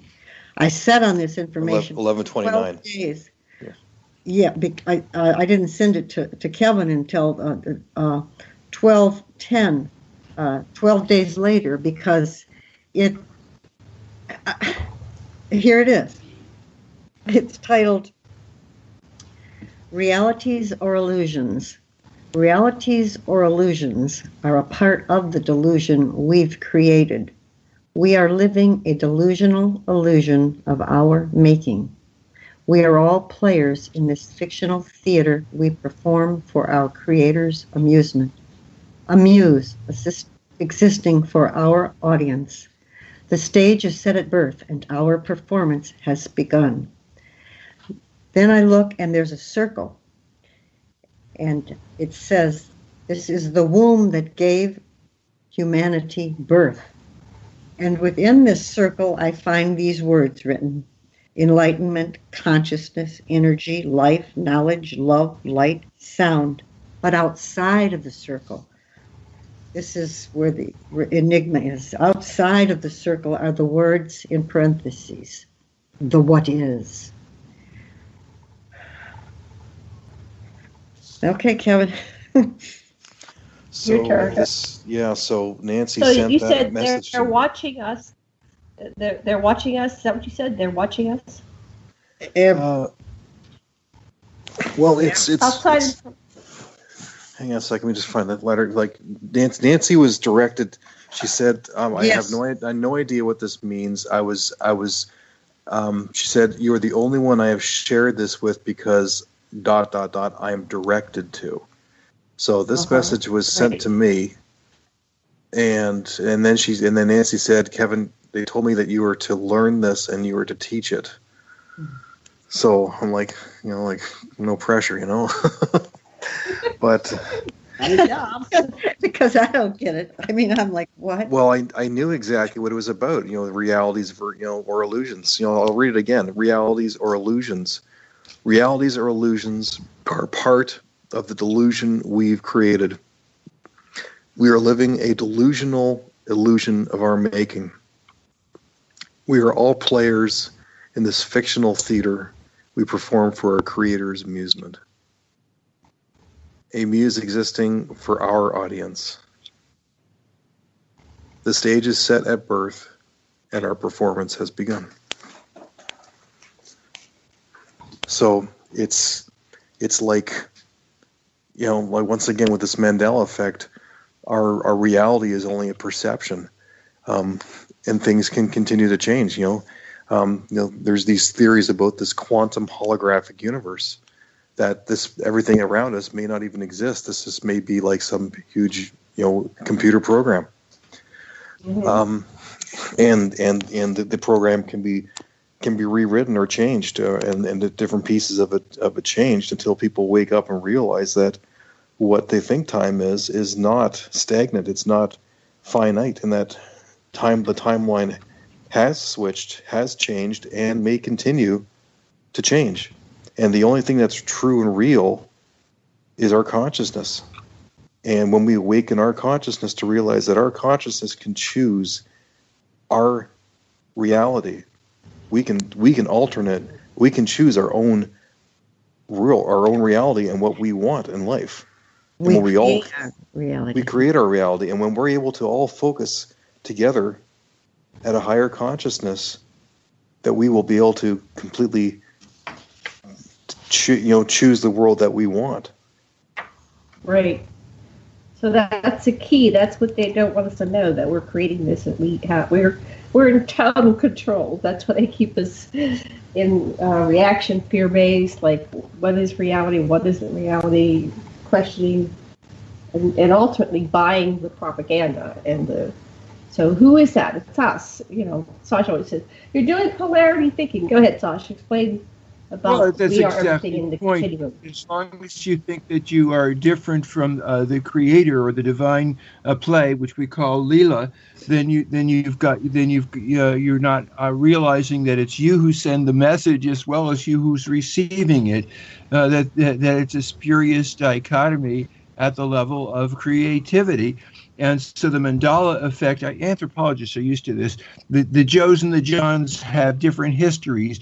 The psychologists know that the same sequence of events is totally different to different people perceiving them. And it's obvious that one of the explanations for the Mandela effect is who's perceiving it and when they're perceiving it. And so there is this flexibility of divine play as long as you allow yourself to be it. When I thought of the a missile coming to Hawaii, I thought of what Dustin Hoffman said, "Today's a good day to die."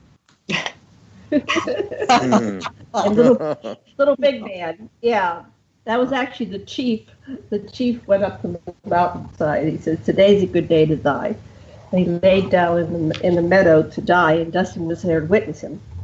And then it started raining on his face, and he goes, he's sitting there, and the rain's coming on his face. And he finally sits up, and he goes, "Well, I guess today's not the day I'm supposed to die." And they walk back down together. It was a great scene, but I know I had that thought too. It was all part. All these thoughts are going at a million miles a minute. Like, okay, well, I'll be dead, and that'll be fine too. I know there's no end really, but it'll be, with curiosity. What's that going to feel like? What does it feel? I overthink everything. What does it feel like when you get blown to smithereens? Okay, what if I don't get blown to smithereens? How long will it take me to die from the radiation? I mean, I just had all these thoughts going like, oh, geez. So did it go that was in all slow in the motion? 15. Did things? It seemed like the time was frozen. Yeah. Yes. Yeah. I know it was trauma pretty amazing. causes that. effect of things going into slow motion. And I thought, wow, that must have been the longest 15 minutes of existence. Yes. But of course nothing came, and then it was like, okay, so nothing's going on, so what was that about? And then I went into anger, like, okay, they just put us all through this. Yes. Yeah. I didn't hear till about it. My phone said it was an hour later, and that's when I really got suspicious. Like, whoa, what's going on here? Something was going on. It was some guy that just hit the wrong button. Go ahead. One way to think about it is that all the things that we bemoan, that we say are junk, are perfect and are here for in existentialism. We say that the disrespect for consciousness, which is what existentialists think are evil, is exactly what gives us our purpose in life. That if what you hate is the matrix, then what your desire is to help humanity transcend that. If what you hate is ugliness, your motivation is toward beauty. If you hate injustice, then fairness becomes what your mission is. And so that in a way, that's what Nancy, what your whole experience is, that you have been challenged, and the challenge has brought out who you really are, which is an ambassador of the light. Oh, yeah. So one of the things that I was told in one of my encounters was that if you don't like the reality experiences, just change the channel. Yes. Or change the channel, or envision yourself on a highway that's got 12 lanes, and you're just making your way to the exit to go to because we have reality. Free will. Yeah, we have free will, exactly. Right? Yes. So that's an exercise to try, and you can actually rewrite your past that way too. It's like, well, I didn't like what mom did or dad did. Exactly. I'm going to go back and rewrite that, and that seems to it be, actually does change it. Yeah, that seems to be what I've been I've been reading about with more of these videos I'm watching on quantum mechanics and the whole concept of time. This false conception of past, present, future, when actually all there is all time, and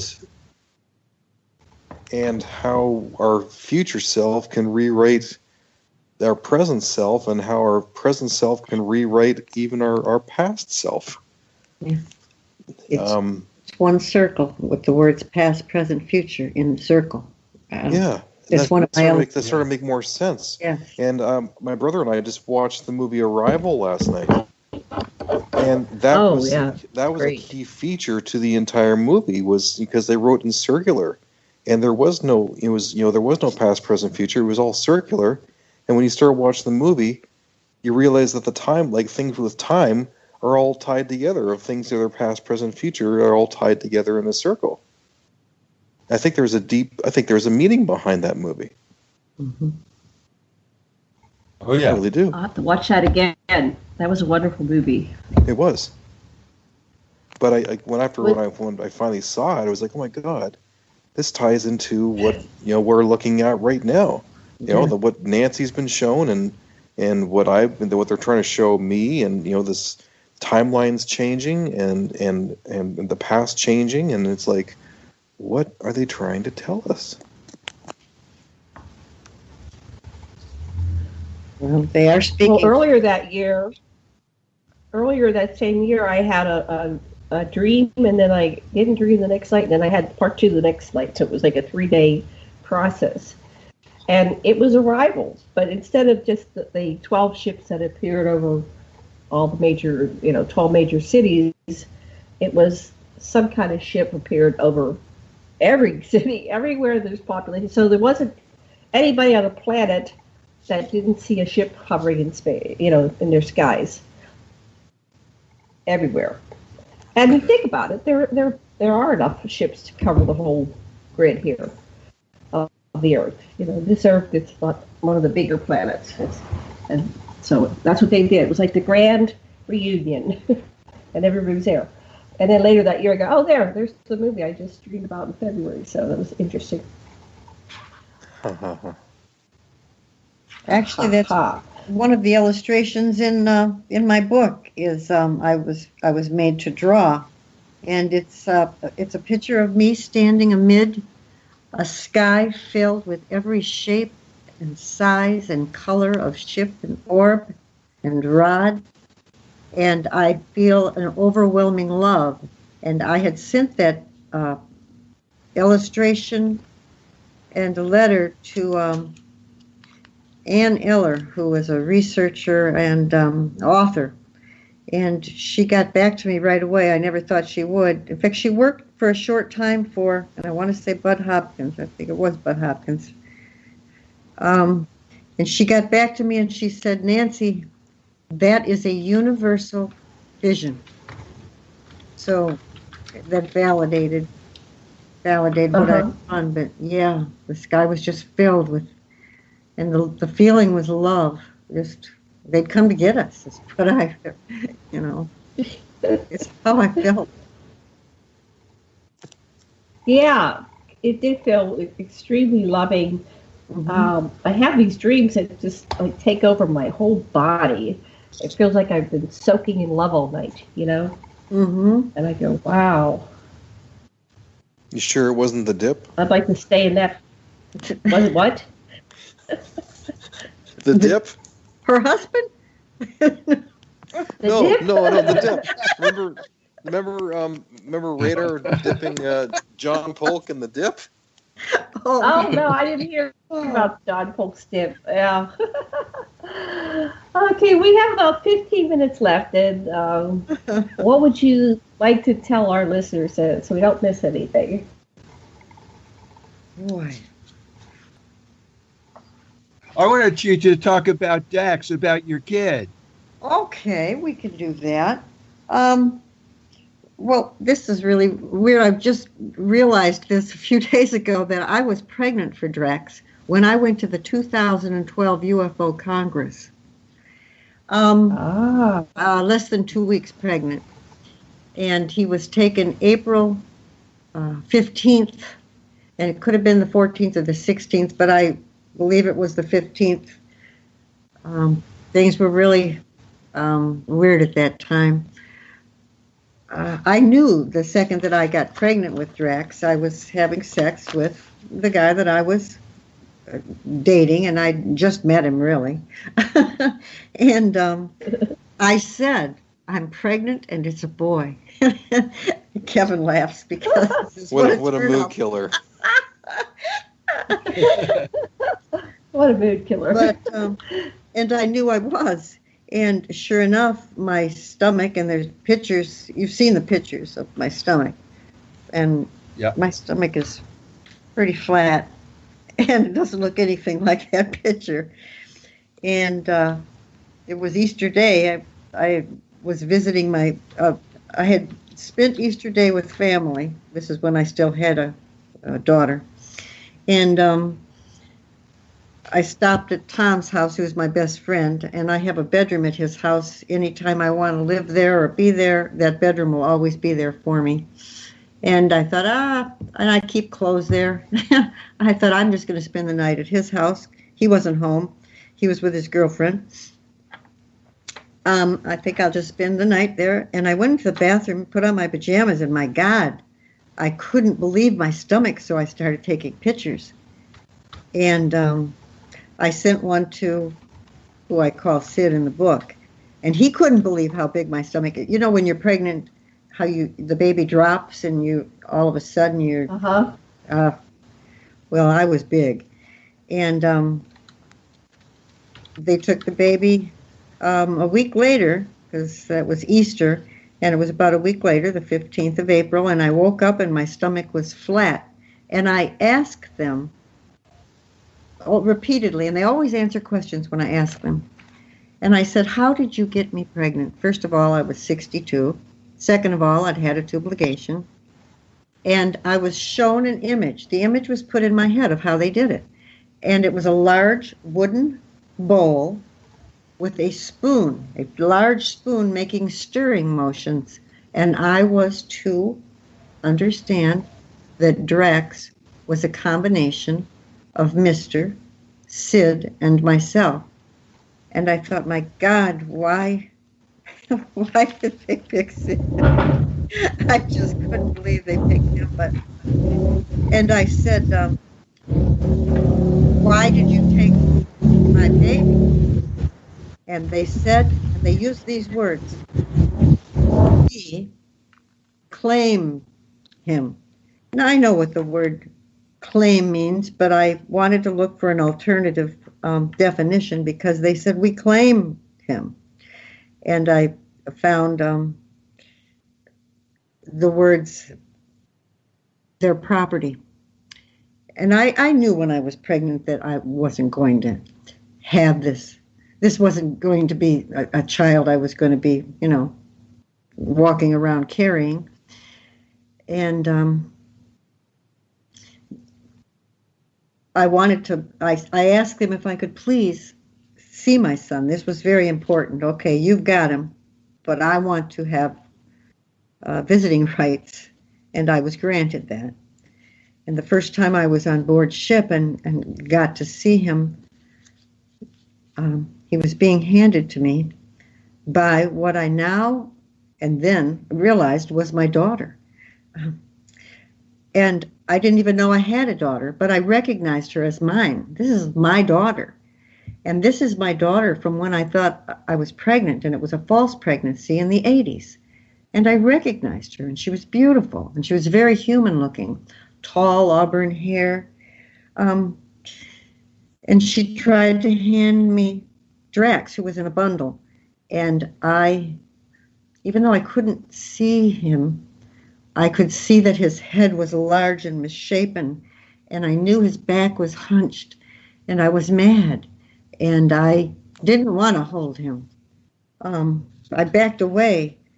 I was repulsed, and I was angry because I had expected this beautiful, I don't know why, but I had expected this beautiful child.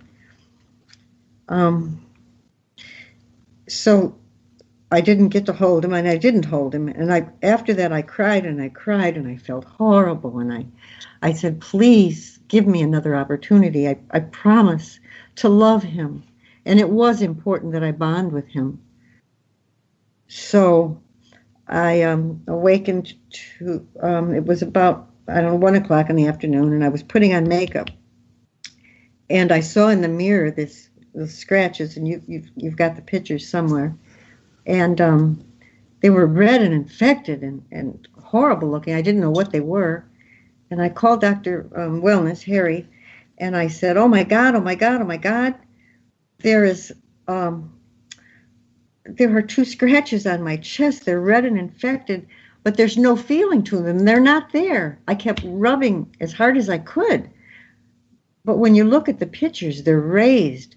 And you can even see where it looks just like a little claw had started and then drug.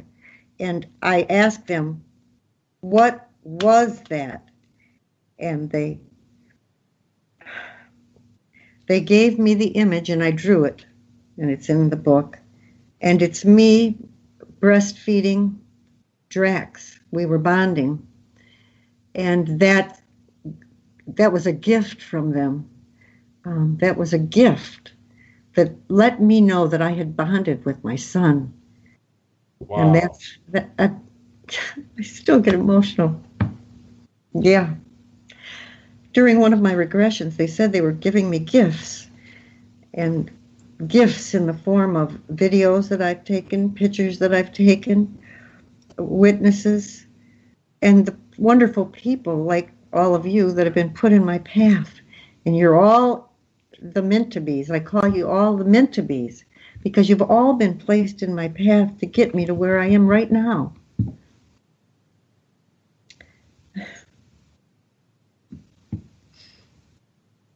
We're glad to be the part of your meant-to-bes. We're very happy. Very happy. And Nancy, I've seen, what I've seen with you in the last, since I've met you, you have just completely come into your own in the last couple of years. from the very first interview I heard of you, and you sounded very unsure of yourself and scared and stuff like that, to what I hear you talking now, and I just it's profound. Listening to some of your interviews, because they are so, it's like they're channeling through you almost. It's just unbelievable. I can feel it when they do, and it is, and I go right back to that minute in time. And the reason I'm more confident now is because I've accepted that this is real. This is really, really real. Like I said, the doubt. I wanted to disprove this. This can't be. I must be crazy. But it's all real, and it's all true. Yeah, and you have tremendous gifts of being able to say everything in exact same words over and over again. And these are not like some of the things you've said are really complicated. It's like and you say it like it's you know it, and because you say it. Yes, yeah, certain things are locked in my head, and they're locked in. Yes. And you say it with such energy of authority, and this is the message. You need to hear this message. Absolutely. But this message is not for everyone, because many will be left behind. And I know there are women out there that have just heard me talking about that, and they relate, and they're going through this, and I want them to be able to come forward and share their stories. I don't want them to suffer in silence. This is how we heal, in telling our story and sharing and validating one another. So please come forward. Yeah, the hybrids are really our big hope. The hybrids are here, and a lot of them are grown up, and a lot of them are among us right now, and they're the people that are going to really take the lead out of this time of chaos into the Aquarian age. These hybrids are our future, our hope. I'm glad you brought that up, because I didn't finish this. Blah, blah, blah, blah. I'm all excited now. Yes. Okay. Drax. When I was upset that Drax wasn't what I thought he was supposed to be, and it's the only time he's ever, and he didn't yell at me, but he was very authoritative. And he said, Drax is exactly as he was meant to be. He is a thinker. He will make many wise decisions, as he is a judge of sorts, and every society needs judges. Now, see, that was a locked-in message, and that always comes out in that way. So yeah, we just think of Hawkins and how much he's contributed, and he looks like he's crippled. It don't matter what you look like; it's the soul. That's what I think. Exactly. And this is, yes, everything is judged on what we weigh, how old we are, everything. Get past all of that and look into the person, into the soul. That's going to be the most important thing in the next couple of coming years, because people need to change their perceptions in regards to star nations, and that they have been waiting a long time for this time to come, because we're their newest sibling who's ready to come and be joined with the family again. But so many of humans need to get over their fear and their prejudiceness and their judgment, and I'm so it really concerns me when I watch videos of Steve Boucher, and that's got like 600,000 hits, and all these Christians who are saying, oh, he met with the Greys. Well, all aliens are nothing but fallen angels and demons. Who's this guy?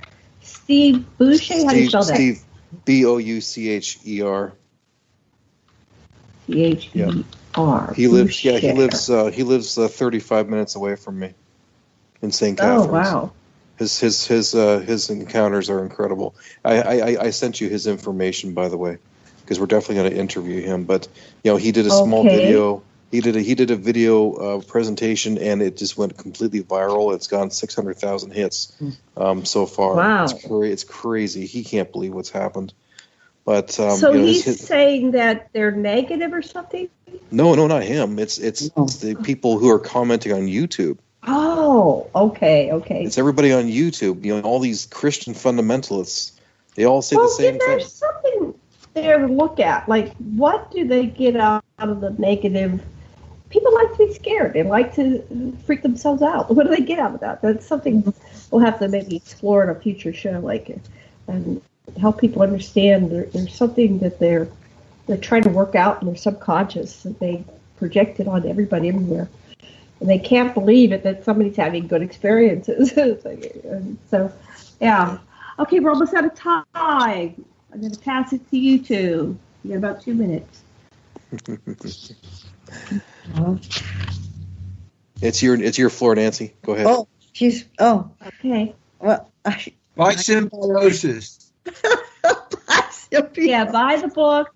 Buy my book. Yeah. I just want to thank everyone for this opportunity and listening, and I'm just so glad that I have you all in my life, and I appreciate it. And Kevin, I don't know what's going on with us, and I don't know what the next chapter is going to bring. But there's a lot more for us to discover and explore. We've only just begun. Seriously, it's going to be interesting. Yes. And Kevin, your show is Pyramids on Mars. That's the first Tuesday of every Pyramids on month? Mars UFO. Yeah, Pyramids on Mars UFO Radio. But everything you can find at my website at pyramidsonmars.com. That's pyramidsonmars.com. And we're going to have Kevin join us on Tuesdays on the Ascension Center, or whatever we decide to call that show. Go ahead. Who wanted to say something? I gotta drop it. It's in the middle of it. Okay. Thank you. Aloha. Aloha.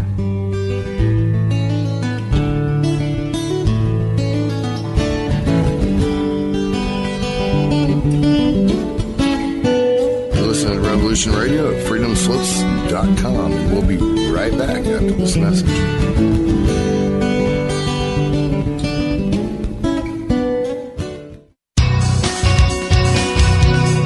Thank you for listening to Revolution Radio at freedomslips.com. Any commercial advertising you may hear in this program is of the sole discretion and benefit of the host of whose program you are listening to. Revolution Radio does not endorse any commercial products, nor does it accept monetary compensation for on-air advertising of commercial products, nor will it ever. We are and shall remain 100% listener supported. Any product advertising on this program are considered used at higher risk, and Revolution Radio shall not be held liable for any claims or damages received from any product advertised within this program. Revolution Radio, where information never sleeps.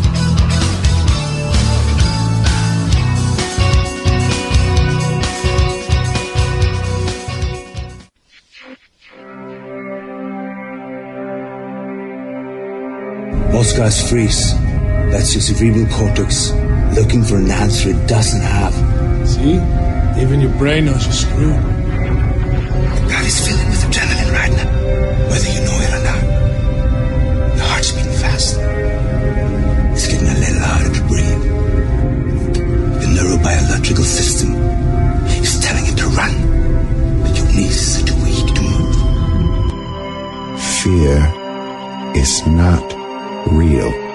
The only place that fear can exist is in our thoughts of the future. It is a product of our imagination, causing us to fear things that do not at present and may not ever exist. That is near insanity. Do not misunderstand me. Danger is very real, but fear is a choice. We are all telling ourselves a story. You're listening to Revolution Radio at freedomslips.com. 100% listener-supported radio. Reporting to danger. Unafraid. Right here, where information never sleeps. Revolution Radio.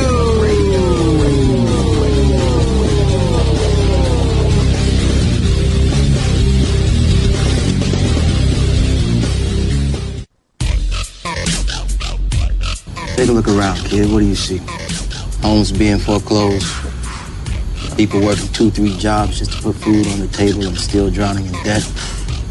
Don't get me wrong. This country was founded on great ideals and principles. They've all been ruined by the banks. Open your eyes to the banks that are robbing you. You know who my favorite president was? Who? Thomas Jefferson. Because he saw all of this coming and tried to stop it. He fought the banks. JFK too, and they killed him for it. The banking institution is more dangerous than an army, he said. Want entertainment designed just for you? Then check out customizable streaming TV from Xfinity. It makes your life simple, easy, awesome. Xfinity gives you customizable streaming TV options. Enjoy the most free shows anywhere on any device, and even access your streaming apps right on your TV with X1.